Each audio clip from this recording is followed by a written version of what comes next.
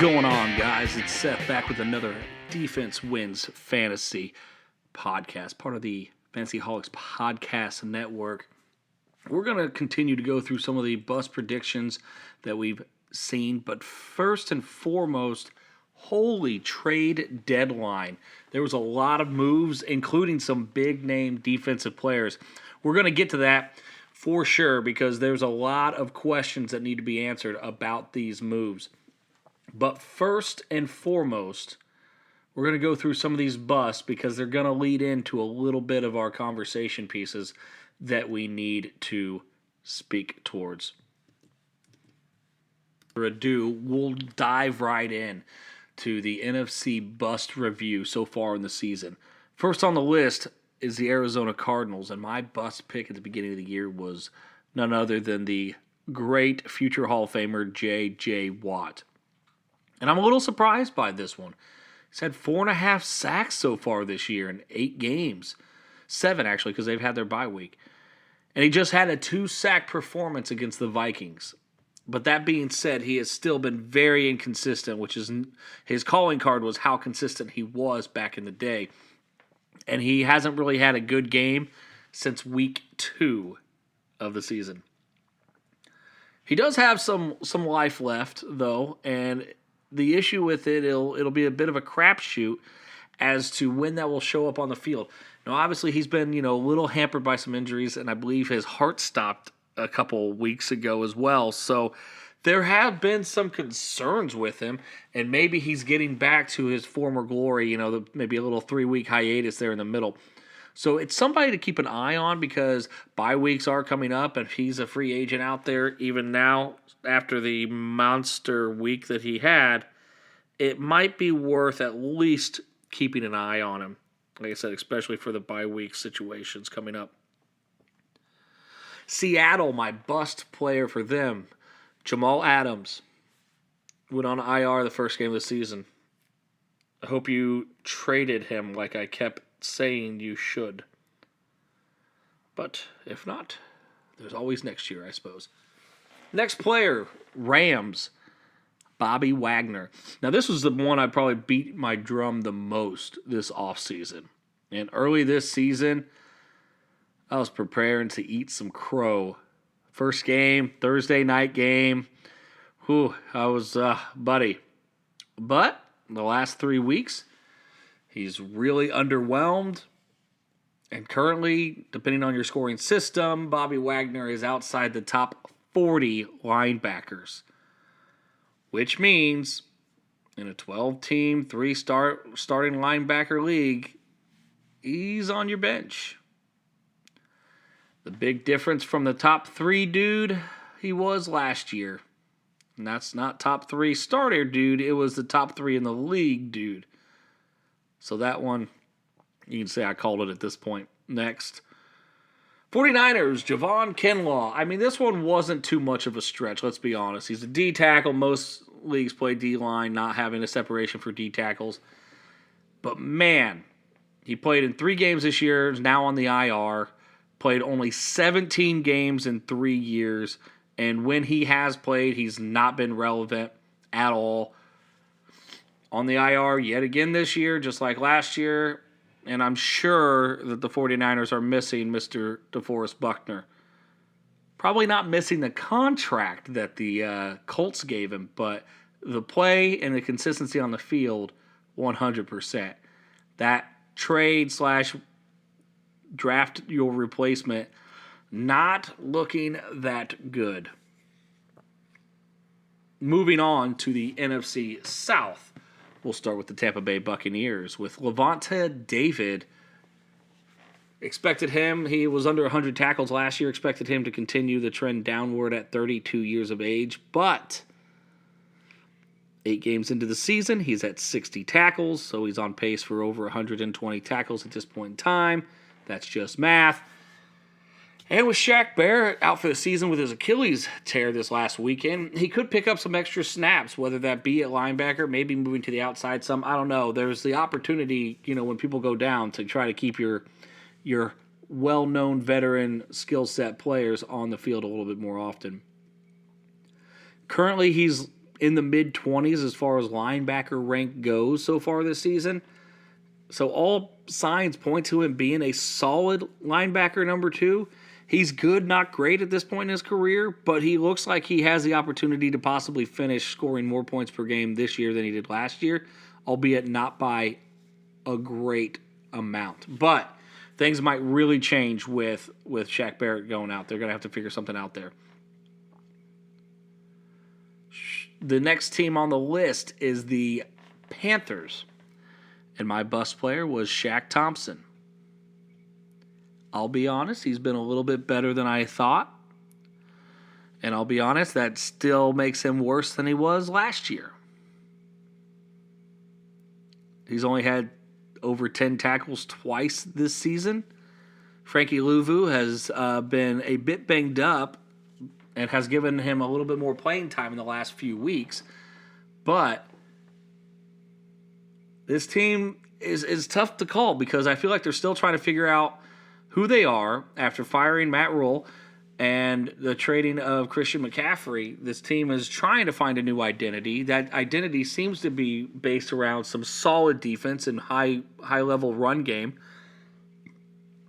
But I still think that Frankie is the future. Shaq is a guy that is just okay. He's not giving you solid numbers. As I said, he's underperforming where he was last year, so he's not a guy that I'm starting if I'm in a giant pinch where like 3 of my starting linebackers are on bye and he's out there, maybe. But at this point in time, there's better options even on the waiver wire than Shaq Thompson, so the expected fall off has been occurring.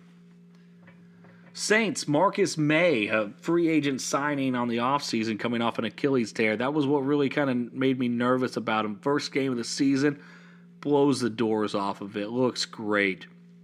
Since then, you've probably regretted starting him every single time you did. Woof, it's been bad. He's also been banged up, missed a couple games. But holy cow, man, he has been not good. And my thought process on it was because of the Achilles tear, the explosiveness needed to be there. When he came out week 1 and looked really solid, gave me some false sense of confidence as well, but he's not been good for your team. All he's done is hurt you unless you played him in week 1. Cut bait. Halloween's over. Cut the dude before he tricks you again by having a big game on your bench, and then you're just sad. Final team in the NFC South is the Falcons, and my bust player was A.J. Terrell. And once again, as I said it when we talked about this, I am not calling him a bust because he is a bad player. I am calling him a bust because he is too good of a cornerback to be fantasy relevant. What do you mean? When the cornerback is a shutdown corner, the quarterback says, screw it, I'll throw to the other side of the field so that I don't get picked off or we actually make a completion. That's what AJ's been doing for the Falcons this year.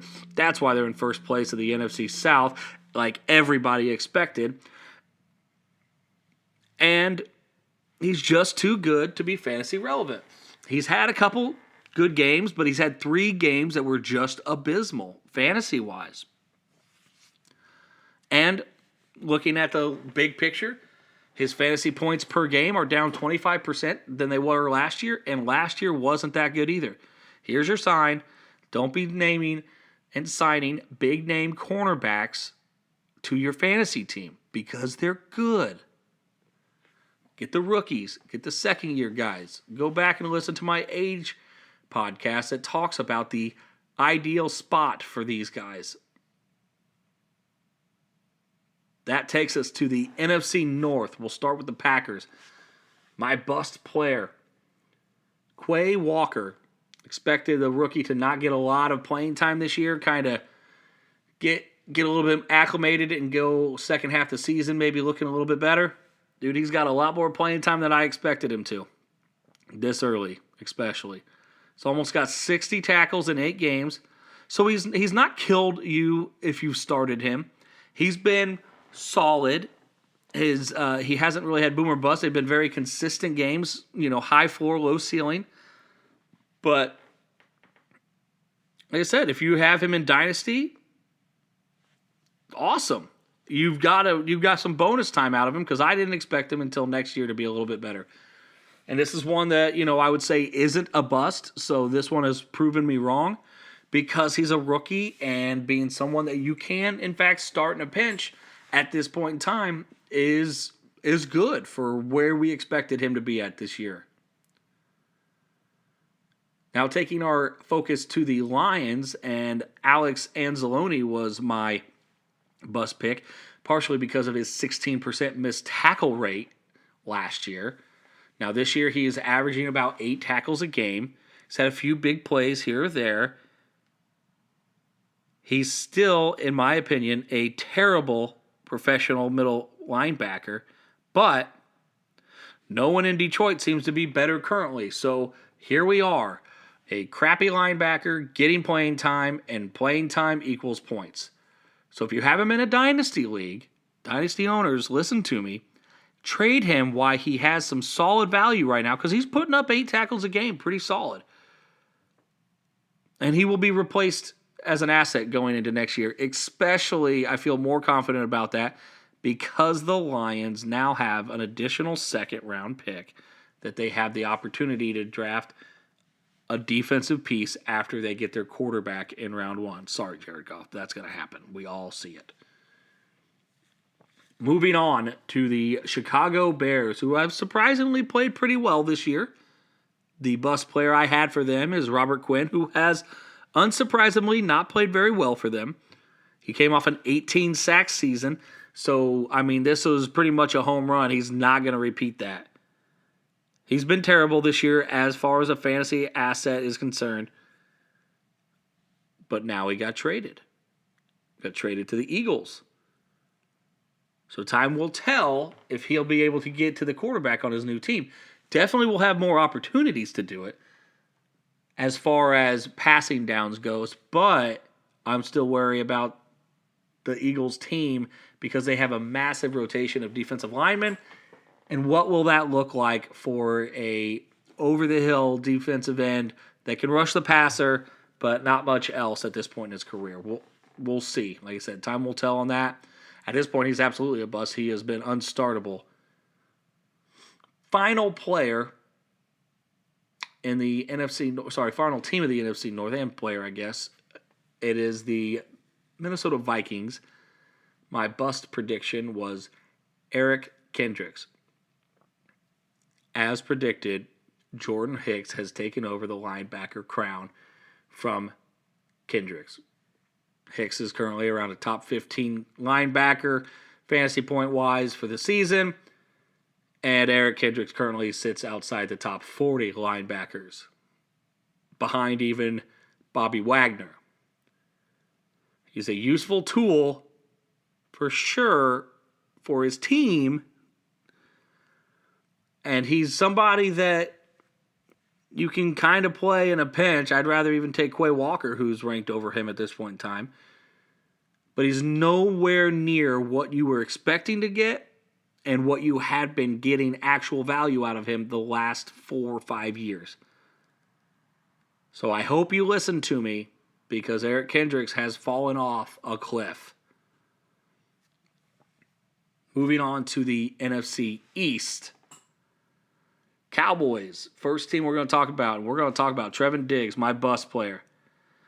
Surprise, surprise, surprise. He has actually played pretty good this year. 3 picks, fantasy-wise, always fantasy-wise.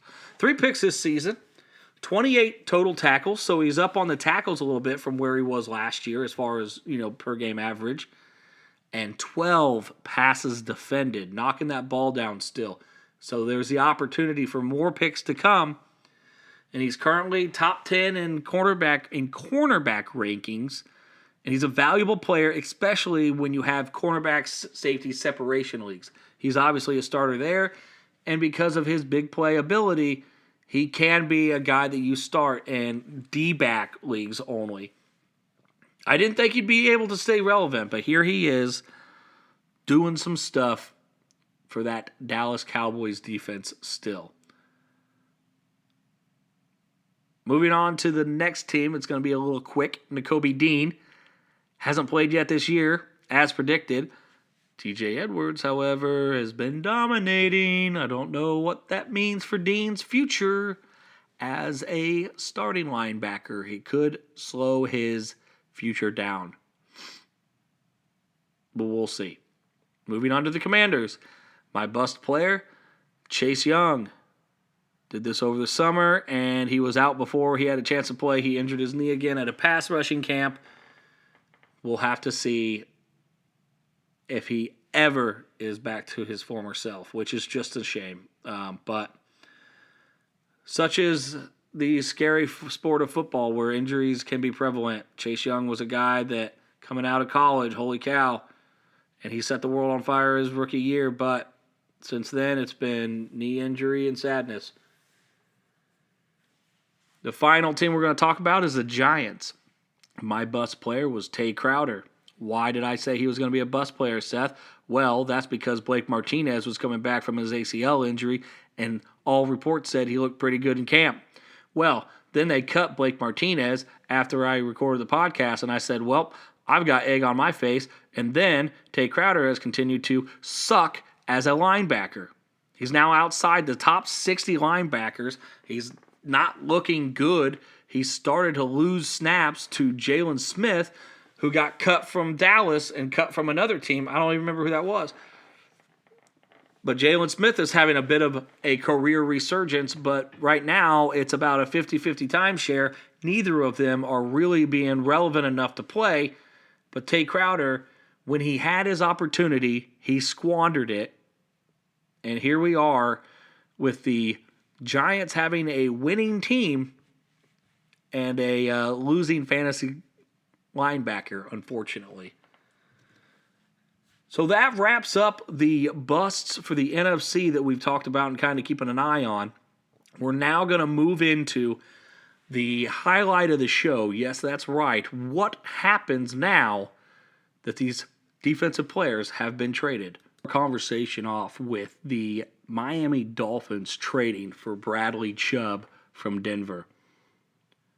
First off, the Dolphins have had a very up and down defense this year. They've only had 15 sacks, however, which has not been good. Emmanuel Ogbah has underperformed after getting his new contract. Jalen Phillips has started to look good, but he's still inconsistent. Christian Wilkins is leading all D tackles and tackles so far this year, but also not making the big plays as well. So they go out and they grab Bradley Chubb, who's going to immediately have an impact as far as a pass rusher on this defense.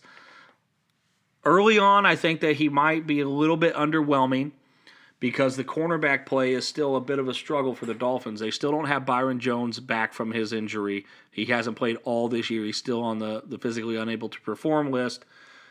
They have lost their starting safety, Brandon Jones, as well, to a season-ending injury, torn ACL.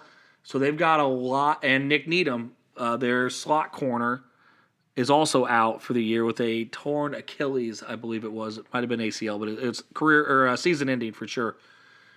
So they have a lot of struggle keeping the man coverage that made them so good in the past on lockdown because they just have a lot of undrafted free agents playing corner right now.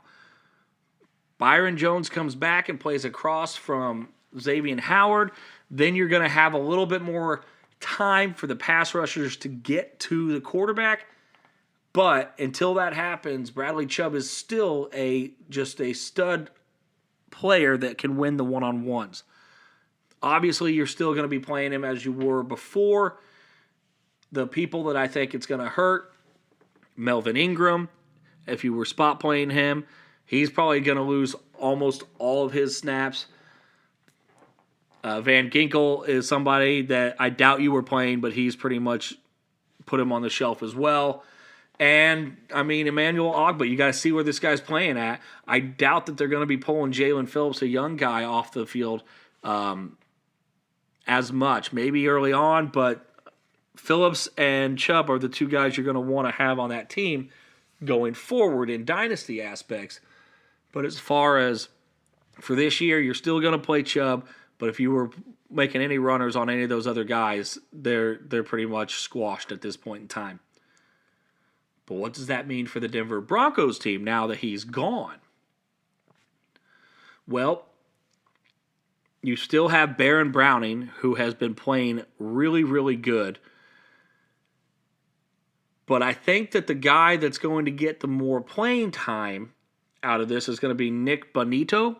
He's a rookie, and he's going to be kind of forced into playing a little bit, and we'll just have to see how it works out for him. I mean, part of that is you want to see these young guys get opportunities, and that's exactly what's going to happen. As of now, they have him slotted in to be the starting outside linebacker to figure that out. But we'll see. Is he worth picking up? Absolutely at this point. I mean, if you're trying to find a dynasty gem, they traded him away. They're not completely out of the playoff picture, but they wanted to get a first-rounder back since they traded all that for Russell Wilson and Broncos country, let's ride. He just needs to stop fucking saying that, man. Like, he just sounds like an idiot at this point. Anyway, Nick Bonito is the guy that's going to benefit the most, but as I said, Baron Browning has been playing well, and he's a guy that can get to the quarterback. We've been seeing it in the past few weeks, so take the opportunity with him as well. Now, we can sit here and talk about William Jackson getting traded to the Steelers. Is that somebody that you can think about playing? Maybe. It's a corner. So you're going to have to see if they're even going to really play him. He's had some back injuries this year. Maybe they're traded for him cheap so that they can have him next year when the Steelers think they might be a little bit more relevant. A guy that I'm not too concerned about at this point in time being anything worth. The other big trade that we have two more. Robert Quinn, as we stated earlier, being traded to the Philadelphia Eagles. As I said, he's going to have better stats than he did in Chicago, but he's going to be in more of a rotation, so I don't know if it's going to be enough to make you feel good about your play. Pick him up if you're needing some D-line help. See what happens. He kind of had his first game, but not really. I would give him a little bit more time to get acclimated to the system and understand the situational awareness, and then he might get a little bit more playing time at that point as well. But they're wanting to make a run, so they traded for somebody they think is going to add value. I don't think it's going to be enough for you to feel good about fantasy-wise because it's going to be so inconsistent and it's going to be so sack-based that you're just a wing and a prayer hoping for it. But where you want to look at some opportunities is back on the Chicago Bears. So they already had Aquadin Mohammed, who is playing one DN, but now Travis Gibson is slotted in to be the other starting DN. Opportunity knocks, you get the opportunity to try to play. This guy's been in the league for 3 years. He's could be just a guy that's just going to be in place. We'll see. It is what it is. I mean, it's an opportunity that you have to try to make it, make a splash play. You pick him up for a week. He doesn't look that great. You go ahead and move on. But these are the times that you got to take some opportunity with these players because these trades don't normally happen that often. Now let's talk about the big one. The number one linebacker in fantasy currently this year gets traded from the Chicago Bears as well, and that is Roquan Smith. He's now a Baltimore Raven, which, God, man, Baltimore Ravens always need to have that middle linebacker guy, right? You just feel like they do. They had Ray Lewis, they had C.J. Mosley, then they drafted Patrick Quinn, who just he did not understand the assignment, it seems like. But that being said, Patrick Quinn is taking a hit. an obvious hit to his value. He was drafted in 2020. As I said, in fact, I had him as my bust player. We haven't got to the AFC, but he was my bust player this year because his pass coverage ability has been very, very poor. I expected him to lose playing time over it. So far this season, he hasn't lost playing time, but he has lost the offensive player he was trying to guard numerous times. It has looked bad.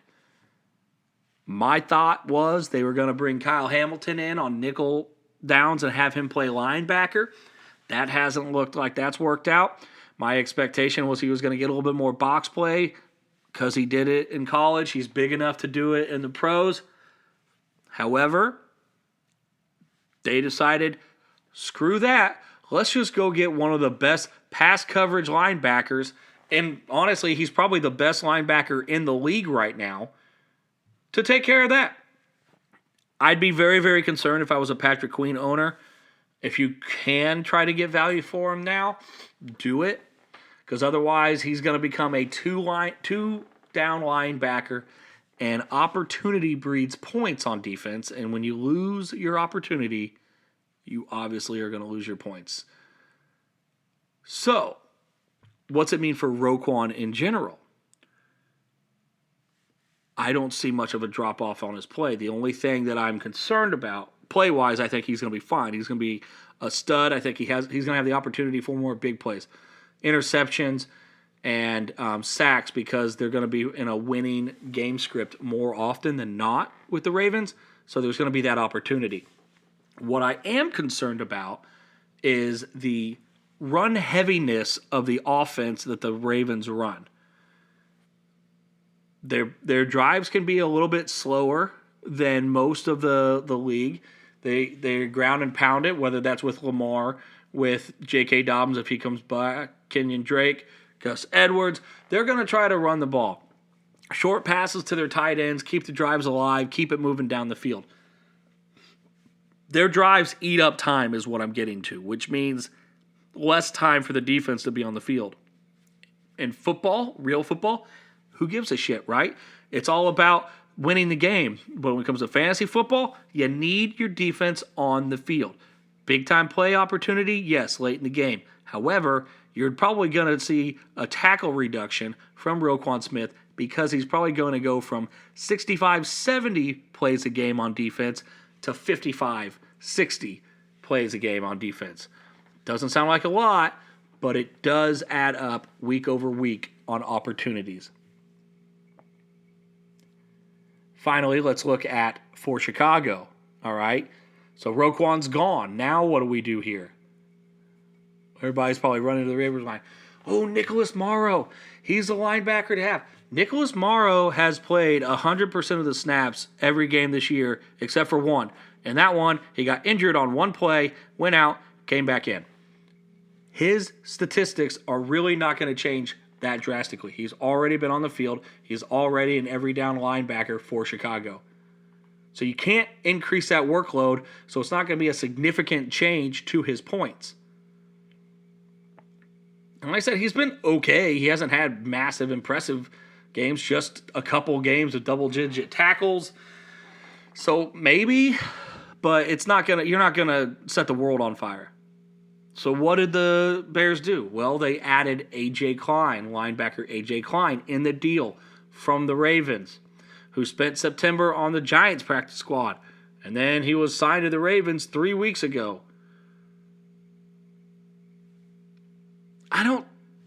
This is a guy that is just depth. They needed depth to pick up a guy. The person that I would be adding if I were you is Jack Sanborn, linebacker out of Wisconsin. He was undrafted out of Wisconsin, so I know he's flying under the radar. However, in Week 8, he saw 22% of snaps, which was a season high for him. They wanted to see what they have with him. They knew this trade was going to happen. They knew that it was being worked out. And what did they do? They put in the guy that they think is going to play that role, which is Jack Sanborn. Now, yes, Joe Thomas is also on this team. He's a 31-year-old veteran. He played more in week 1 and 2, but then saw his role go to basically nothing in the future weeks. On top of that, this is another reason why I think, they traded for A.J. Klein, Seth. Yeah, they traded for A.J. Klein. And A.J. Klein is typically a Sam linebacker. He doesn't play Will. He hasn't played Will in his career. Will linebacker was played by Roquan Smith. You know who else plays Will linebacker? Jack Sanborn. I'm not saying that this guy is going to be Roquan Smith. Of course he's not. But if you're in a dynasty league and you're trying to find a guy that's going to be on the field and have opportunities on a defense that's going to have a high amount of snaps, go after Jack Sanborn. If you have to cut him in 2 weeks because he's an undrafted player who doesn't look great, fine. You're not going to have to pay anything for him at this point in time because nobody's truly looking at that guy. So, do yourself a favor, pull out your phone, go ahead and add him, drop some meaningless person off the back end of your bench, and see what happens. And if you just don't want to do that, say, okay, favorite him, keep an eye on him, see what happens this week, and then make the decision for yourself.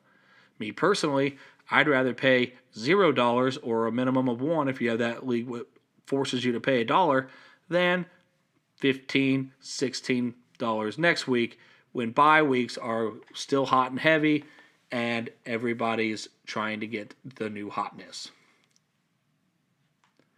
So that pretty much does it for me tonight. Once again, I want to thank you guys for listening.